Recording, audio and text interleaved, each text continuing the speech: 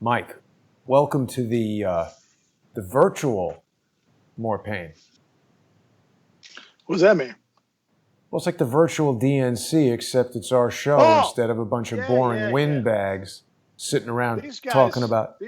These guys have been virtual for years. They're like droids. They're like, AI These aren't idiots. the droids you're looking for, Mike. These are not the droids we're looking for.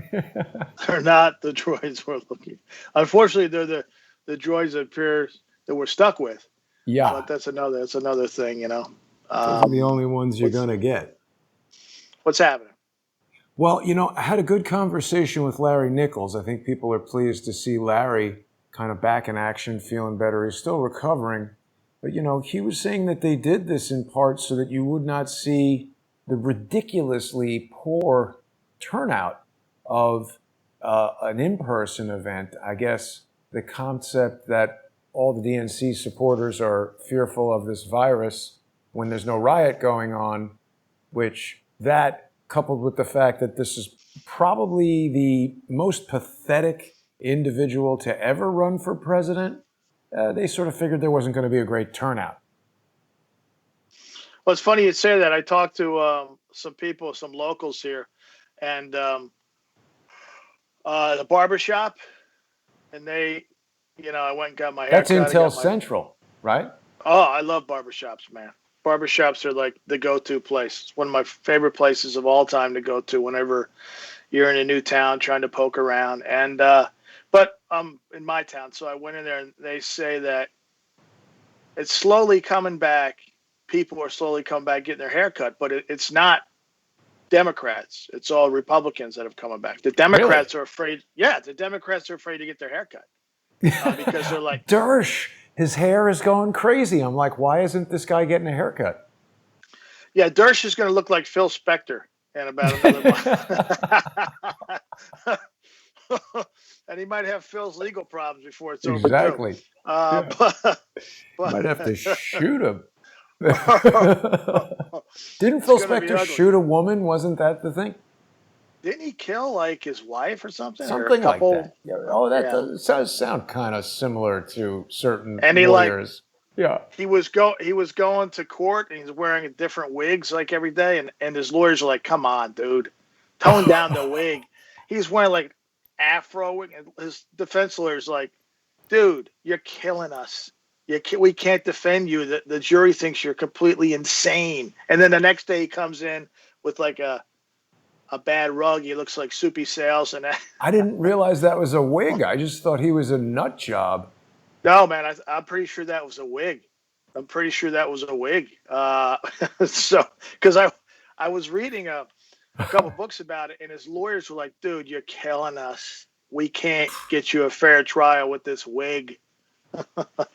Now, was it him, or maybe it was Beretta, whose excuse was, "I left my gun in the car"? Who was that? Yeah, that was Robert Blake. That was Robert Blake. We got to do a show. We just review the best trials ever.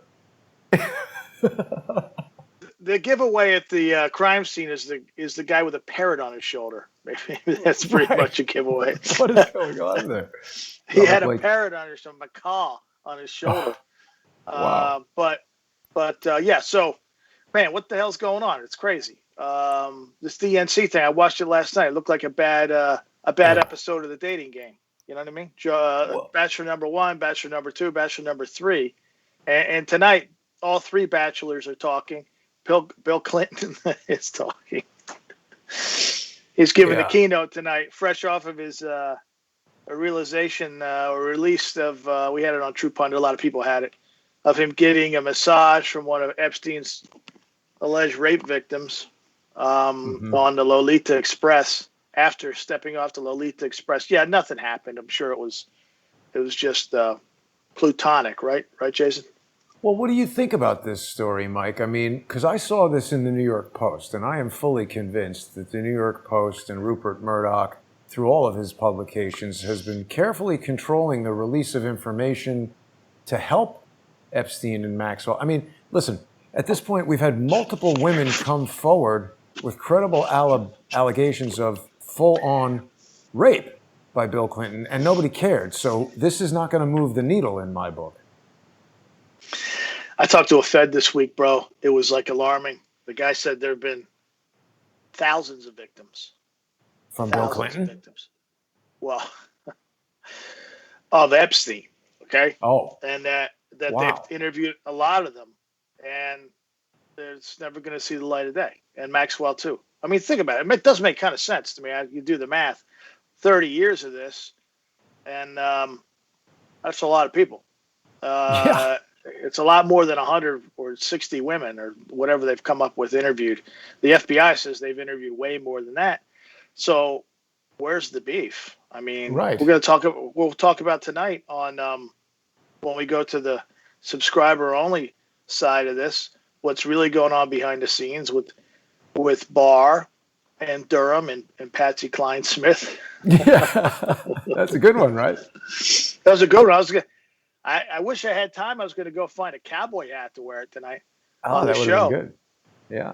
Yeah, but it's crazy, and I have to tell you, folks that are watching now on YouTube, a lot of the stuff you're reading on Twitter, it's just blatant lies about people saying this person's going to jail, that person's going to jail. These people have no hooks. It's just they're telling you what you want to hear. Guesses. So that I guess you like them or you follow them or you feel good about things. But our philosophy, and I've said this to you before and other people, mostly you, is that we're going to tell you the way it is, and I don't really care how you feel about it, how it makes you feel. No, because it's like, come on. This is sensitivity training here. I don't care how you feel about this.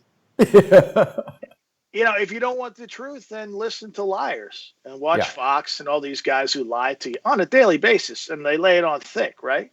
Mm-hmm. And because there is going to be a come to Jesus moment very soon where people are going to have to take a step back and say, wow, I got duped by these guys for years telling me all these people are going to jail and all this. It hasn't happened, right? So there's something else going on inside. And so if everybody is saying that something's going to happen and nothing happens, are you going to still listen to those people? Or are you going to listen to folks who may have some access to what's happening? I mean, bro, I see these guys on Twitter. They have like one name. They're anonymous guys. And the worst ones are the ones with one name, because it's like everybody thinks they're Prince or Sting or some kind of rock star. I don't understand it. The one name people are always the worst. Oh, I listened to blank, or I listened to blank. It's like, wait a minute, what is this, like 80s rock? Yeah. Right. Right? Cher is on there. Yeah. And The Edge. Right. And these guys never get it right. They all think they're rock stars, right? But people still flock to them, and I see people like, retweeting them all the time in Congress. And I just shake my head. I say, yeah, some dumb people we're dealing with here. But my goal is to try to talk to people so that they can be informed about what's really going on, and then they can form a foundation of truth that will help guide them and possibly their decisions that they have to make in life. Whether, we've talked a lot about financial stuff and things like this, and where things are headed with the country. And things have taken shape long after you and I have talked about them. 6 months, 5 months, right? So that's what's important to me. And the same with FBI and DOJ Intel. We've been ahead of people by months and years, right? That's the important thing to me. And telling people something that they want to hear is just about the most dangerous thing you could do as a journalist, because when it comes crashing down, the people who you lied to are going to leave. They're going to say, this, I got duped. Now, some of them might double down and say, nah, this other guy's wrong. Everybody else is wrong. I'm right. Well, then, you're exhibiting cult-like behavior, and maybe you can't be helped. But that's where we're at. We're talking about some stuff that's really going on tonight. It's probably counter to what everybody else is reading after this Clinesmith mirage. And we said time and time again, maybe some low-level dude will get jammed up. Maybe some low-level dude, but the big guys so far have been protected. And is that going to be a theme that's continued for the next several months? Well, we'll talk about that tonight. Yeah, I mean, it seems likely. I mean, not to go off in a bizarre direction, but it was interesting. The other day, popped up in my YouTube feed that song. I forget even what song it is, but it's like Rod Stewart and Sting and this other guy. And in the beginning, they're like meeting in the studio, and Rod Stewart is like, "Oh, have you met String?" And it's like, wow, how would you feel if you have one name and Rod Stewart can't even remember it? String, String. Yeah, It's the that's what bass the name of reference. these. That should be the name of some of these people on Twitter because they seem to string everybody along. That's right. So I'll call them String. Yeah. But yeah, it's unfortunate that a lot of people have bought into these folks. I guess some people are charismatic and they're good salespeople and they're able to sway people. But it all comes down. It's very basic, bro.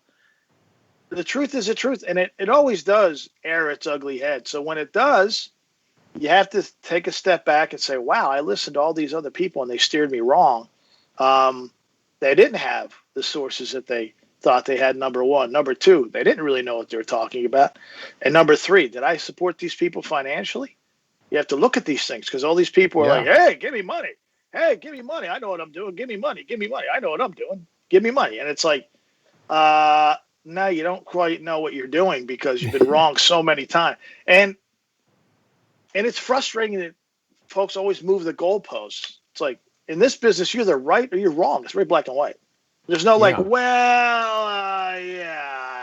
new goal. We have a new goal here. We were sort of kind of right, but we were more wrong. But here's what's really going to happen. No. Intel doesn't work that way, right? Because if these folks were working as a government contractor, right, and you send people out on a stakeout, they'd be on killed. Surveillance, on an operation, they get a bullet. Yeah. Right? They get a bullet. Good. They eat a bullet. So there's no, I've said this before. This is a game, but there's no error for no margin for error when it comes to this stuff. You have to be right. And to me, that's you're either right or you're wrong. There's no gray area in this stuff, right? Because these are things that matter to people because it really is, whether we like it or not, an indictment of our country and where we're headed. So we have to have an understanding. You have to have an overview of where we're at so you can understand maybe how that applies to the major decisions in your life that you're making for your family and your loved ones. And this other stuff is nonsense. I mean, I have to tell you, I think Twitter is one of the biggest sewers in the country. I think it's a complete sewer. I think the country's worse for it. I think the world is worse for Twitter. I think that it's does more harm than it does good. I really do. Because it is literally a playground for fraudsters, grifters, well, that's what I was scam going to artists. ask. Do you think if it were allowed to actually be a free marketplace of ideas, that would be better, or just the fact that everybody has a place to spout off is the problem? I think it's that they're controlling the flow of ideas, right? The market will always decide on its own, right? The market will always decide on its own. One of the most dangerous things I think about Twitter is that you really don't know who a lot of the people are behind these things, right? Behind these accounts. And then when they get disbanded or just suspended, everybody's like, come back with something else. Well, it's like, it's a tragedy. Is it? You don't know who that person was. Right. You don't know what's in their DMs. You don't know what they're up to. They could be up to no fucking good, right? So, and many of these guys are working for political operations, right? They're working for a lot of the things that break in the news, and you see that's bad. The people that are bad, they're paying these other people that you listen to. It's very frustrating. The whole thing's very frustrating. And what it does for guys like you and myself and other independent media, real quick, it soils the playing field badly. And so that people might think, oh, this guy's bitching. I'm not bitching. I'm trying to lay this out that it makes it harder for you to decide and who's decipher honest. What. Because it makes you distrust everybody. And what's true. And then what happens is you end up in this fog where you really don't know what to believe. And you kind of, okay, but all these people that I like are saying, listen to this person. So maybe I'll go with them. Right. And so it's almost like you lend yourself to a crowd or a mob mentality because everybody else thinks that this is right. But many times that turns out to just be bullshit, right? So it's I think it lends to more disinformation than intelligence and information. I really do. I really do. I agree. But I mean, listen, it's a playpen for that. And this whole dust up that happened over the weekend with this documentary that Millie Weaver created about Patrick Berge, that really shined a light on how these things are being used. Like that documentary and everything that happened to Millie may itself be utilizing IIA to get her and her husband thrown in jail. We still don't know all the details behind that, and I don't want to go down that rabbit hole. A lot of people have been covering that, but there were people involved in that and tactics involved in that that were looking remarkably familiar to me, having been around this whole, social engineering environment for 3 years now. And people are going to remember there were some people who I trusted who brought me information that I thought was good that seemed to be coordinated to get me jammed up in a legal sense. Luckily, I avoided what happened to Millie, but I think this stuff is going on all the time, Mike, and you raise a good point. Like, there's people who are promoting other platforms, Parler and things like that. A lot of them seem to have the same attorney, who is also an attorney that represents a guy who broadcasts from the Wendy's parking lot because he can't afford Wi-Fi. Why does that guy have the same attorney as ex-Secret Service agents and current U.S. Congress members? It doesn't make a lot of sense.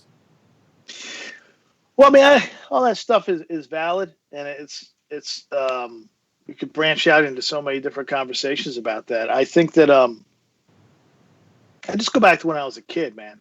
And I wanted to get involved in journalism. And I don't know when it was, I guess 81 or 82, 83, when I was in high school. And I said, hey, this is something I want to do. And I set my sights on it. It's always something I wanted to do. And the reason I wanted to get into it is because I wanted to, number one, tell people something they didn't know. I wanted to be able to break stories. And I wanted to be able to make the place where I live and where, at that time, I just wanted to get, I guess, rock and roll and be like Woodward and Bernstein. That's where my head was at, right? Because you're coming 10 years out of Watergate, and it's still hot. It's like, whoa, this is crazy. When did the movie These guys come out? When did All the President's Men come out? I'm going to say 74. Maybe I'm wrong. I don't know. Wow, 74. that's so soon after the incident. I don't know. Maybe I'm wrong. But the goal should be, even now, that you tell the truth. And if you get something wrong, you can easily correct yourself because you're in pursuit of the truth and you're not trying to sell somebody some bullshit for a profit. See, that's the thing. But now what's happened is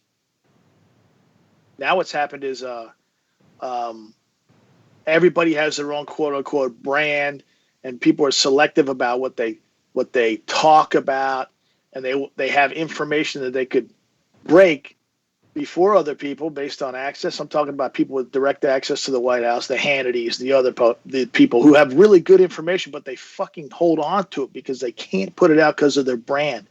That's not journalism. To me, that's not journalism. If you got something and it's going to better the world, put it out, right? Even if it's disparaging toward politicians or whatever, that's their problem. They're big boys and big girls, right? Yeah, but that's obviously not the way those things work. I mean, it's I scratch your back, you scratch my back kind of thing. So I'm saying it's frustrating, right? But now on almost every level, this is about profiting, and it's about expanding your brand, and it's about this, that, and the other thing, getting numbers, getting clicks, getting money, and it's not about anything else but that. So it's taken on a life of its own. And that attracts a seedy element like carpetbaggers and grifters and things, because they say, oh, I don't even have to have any skill, and I could just get in this, or credentials. I could just get in this circle of idiots, and they'll promote me too and make me seem legitimate, and then we'll all make money. But I'm a news consumer too, like you. Where does that leave me? I read stuff and I'm like, what? That there's can't just be right. So much active deception. It's very disheartening. But, before we transition over, Mike, I just want to ask, because the thing we're going to focus on mostly is this guy, Clinesmith. You don't think there's any way at all that he could be the first to lead to more? I mean, why did they wait this long to indict this guy? This is just all we're going to get, is this one How old is this guy? 30? What is he going to know? We'll have to talk about it tonight. No, Yeah. I'll give you a quick answer, right? Mm-hmm. It doesn't fit, regardless of what you read. All these people who know so fucking much about everything, but they've never broken any stories. See, there's two types of people. There's like me, we break stories months and years before anybody else. And then there's people, whenever a big story breaks, they become the so-called experts after a big story. Well, we knew that. And here's what's really going on. No. You're full of shit, right? You don't have any sources. You're just reactionary. You can be proactive or reactive in this business. The proactive ones are worth, so much more than the react. Everybody can react to something after it happens, right? What do I think's happened with Clinesmith? It doesn't fit the tenets of if you're working your investigation and you're working up the flagpole. It doesn't fit those tenets. You wouldn't indict this guy necessarily first, or you wouldn't have him plead guilty first. You keep behind the scenes, you keep that in your pocket, and you work him like a fucking dog, right? And you hang that plea over his head. Are you not going to get your plea? You're not going to get your plea if you don't fucking talk, man. Keep him scared. He's a young guy. He's inexperienced. He doesn't want to spend the rest of his life in jail. Right. And then you get him to tell all of his friends, everything is cool. These fucking guys don't have shit on me. And then he can work some of his friends, right? You beat this guy like a rented mule. You don't parade him in front of. You do. You do. If you have him and he's scared enough to plea, beat him down and work him. So, and people say, he's the first domino to fall.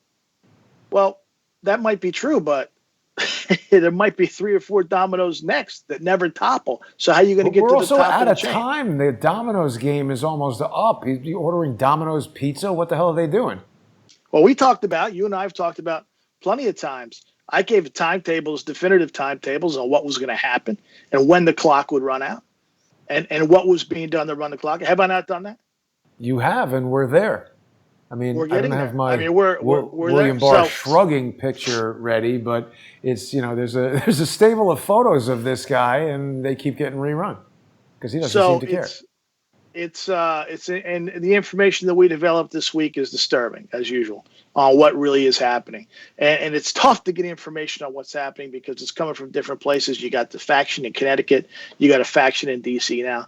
But don't forget, everything funnels through D.C., so that's where we get the information. While Connecticut is very close-knit, we have great sources in Connecticut, too. DEA, FBI, a lot of really good sources out of New Haven and places like that.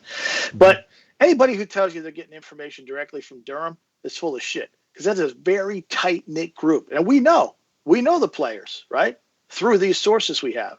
And they're not getting any crumbs. But there are some crumbs coming through the pipeline as the information is funneled through DC.